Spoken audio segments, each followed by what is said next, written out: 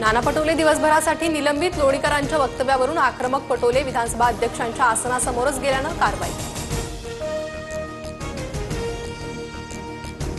रोज निलंबित केलं तरी चालेल, पण लोणीकरांनी माफी मागायला हवी. निलंबनानंतर नाना पटोलेंचं विधान.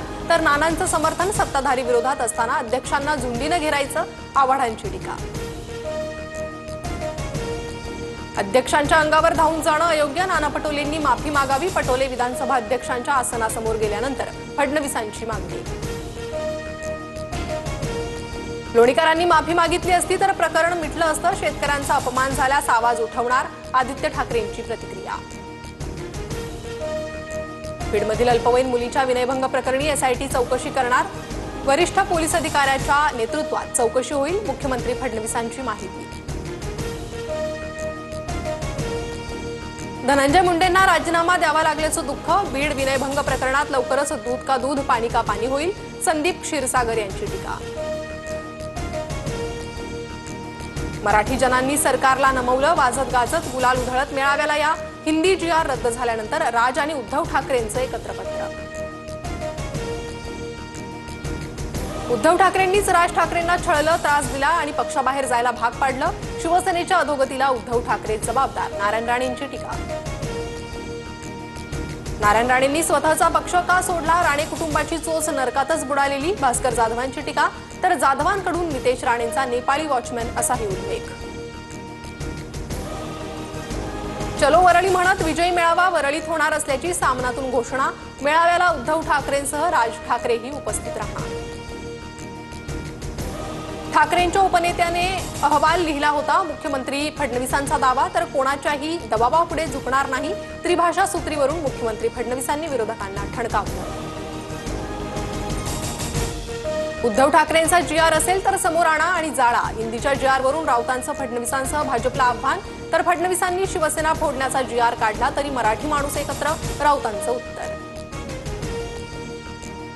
शक्तीपीठ महामार्गाविरोधात 12 जिल्ह्यातील शेतकऱ्यांचं राज्यव्यापी चक्काजाम आंदोलन. कोल्हापुरात आंदोलनाच्या ठिकाणी जमावबंदी. जिल्हा प्रशासनाकडून जमावबंदीचे आदेश. शेतकऱ्यांना आपली जमीन वाचवण्यासाठी रस्त्यावर यावं लागतंय. शक्तीपीठ महामार्ग सरकारनं रद्द करावा, सतेज पाटलांची मागणी. शक्तीपीठ महामार्गाबाबत लोकांना विश्वासात घेऊन निर्णय घेऊ. शेतकऱ्यांच्या अनुमतीनंतर मार्ग करण्याची सरकारची भूमिका. हसन मुश्रीफांची माहिती.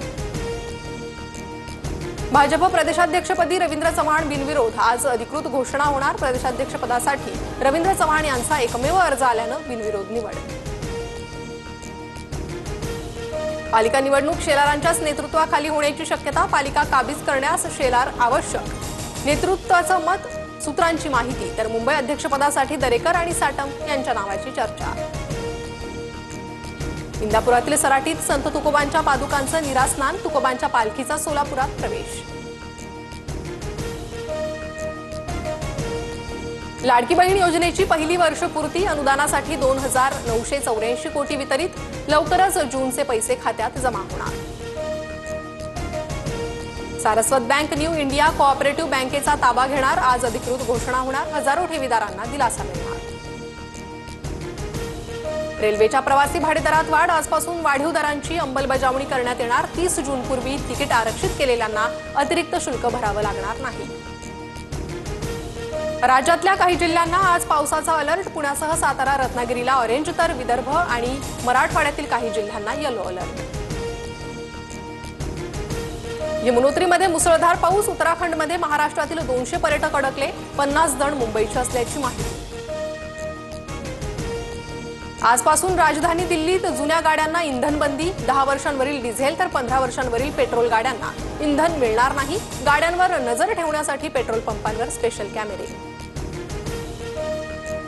धोनीकडून कॅप्टन कूल नावाच्या ट्रेडमार्कसाठी अर्ज. आता कोणालाही या नावाचा वापर करता येणार नाही. मैदानातील शांत स्वभावामुळे फॅन्सकडून धोनीला कॅप्टन कूलची उपाधी.